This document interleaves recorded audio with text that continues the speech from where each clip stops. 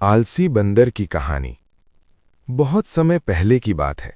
एक घना जंगल था जहां ऊंचे ऊंचे पेड़, कलकल करती नदियां और तरह तरह के जानवर रहते थे। उसी जंगल में एक बंदर रहता था। उसका नाम था गप्पू। गप्पू दिखने में तो बड़ा चंचल और होशियार लगता था, लेकिन असल में वो बहुत आलसी था। उसे काम करना बिल्कुल पसंद नहीं था। दिन भर गप्पू पेड़ की डाल पर लेटा रहता, कभी जम्हाई लेता, कभी इधर उधर देखता और कभी बिना वजह ही सोचता रहता। बाकी बंदर सुबह सुबह उठकर फल इकट्ठा करते, नदी से पानी पीते और अपने बच्चों की देखभाल करते। लेकिन गप्पू कहता, अरे इतनी मेहनत क्यों करनी, आज नहीं तो कल फल मिल ही जाएंगे।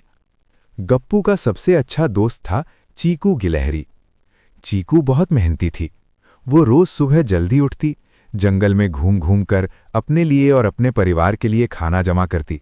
वो अक्सर गप्पू को समझाती, गप्पू समय रहते मेहनत कर ले, आलस करने से मुश्किलें बढ़ती हैं।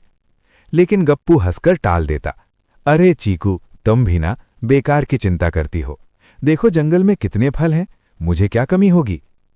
एक दिन जंगल में खबर फैली कि इस साल सर्दी बहुत कड़ी पड़ने वाली है। बूढ़ा हाथी, जो जंगल का सबसे समझदार जानवर था, उसने सबको इकट्ठा करके कहा, बच्चों आने वाले दिनों में फल कम हो जाएंगे, सबको अभी से तैयारी करनी होगी। सभी जानवरों ने उसकी बात को गंभीरता से लिया। पक्षी घोंसले मजबूत करने लगे, हिरण घास सुखाने लगे और बंदर फल जमा करने लगे। लेकिन गप्पू ने फिर वही किया, आलस। उसने सोचा, अरे सर्दी तो हर साल आती है, कुछ खास नहीं होगा।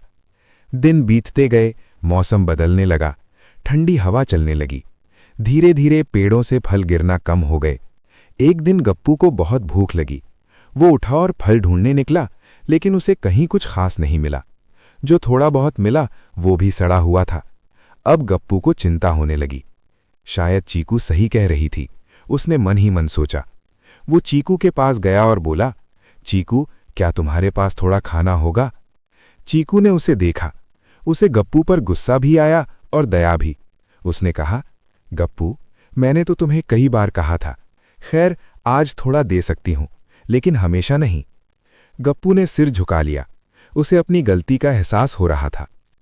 कुछ दिन बाद जंगल में और परेशानी आ गई। तेज आंधी और बारिश से कई पेड़ गिर गए। गप्पू जिस पेड़ पर रहता था वो भी हिलने लगा। डर के मारे गप्पू कांपने लगा। उसने कभी अपना घर मजबूत करने की कोशिश ही नहीं की थी। तभी बूढ़ा हाथी वहां आया और बोला, गप्पू अब समझ आया कि आलस का नतीजा क्या होता है। गप्पू की आंखों में आंसू आ गए। हाँ बाबा हाथी, वो बोला, मैंने बहुत बड़ी गलती की है, अब मैं बदलना चाहता हूं। बूढ़ा हाथी मुस्कुराया, गलती समझ लेना ही सुधार की पहली सीढ़ी है। अगले दिन से गप्पू ने सच में मेहनत शुरू की। वो सुबह जल्दी उठने लगा। पहले तो उसे बहुत मुश्किल हुई, शरीर दुखता, मन भागने लगता, लेकिन वो रुकता नहीं। चीकू और बाकी जानवरों ने भी उसकी मदद की। धीरे धीरे गप्पू ने अपने लिए एक मजबूत ठिकाना बनाया। उसने फल इकट्ठा करना सीखा और जरूरत से ज्यादा खाने की बजाय बचत करने लगा। सबसे बड़ी बात, उसने दूसरों की मदद करना भी सीख लिया। कुछ महीनों बाद फिर से जंगल हरा भरा हो गया। फल लौट आए, नदियां भर गईं और मौसम सुहाना हो गया। अब गप्पू वही बंदर नहीं था जो दिन भर सोया रहता था। वो अब जिम्मेदार और समझदार बन चुका था। एक दिन जंगल में सभा हुई। बूढ़ा हाथी बोला, आज मैं गप्पू को सबके सामने उदाहरण के रूप में पेश करना चाहता हूं।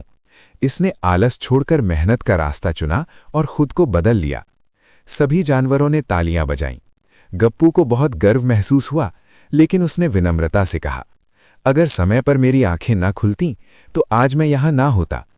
उस दिन से जंगल में जब भी कोई जानवर आलस करता, गप्पू की कहानी सुनाई जाती। सीख, आलस इंसान या जानवर का सबसे बड़ा दुश्मन है। समय पर की गई मेहनत ही मुश्किल वक्त में काम आती है।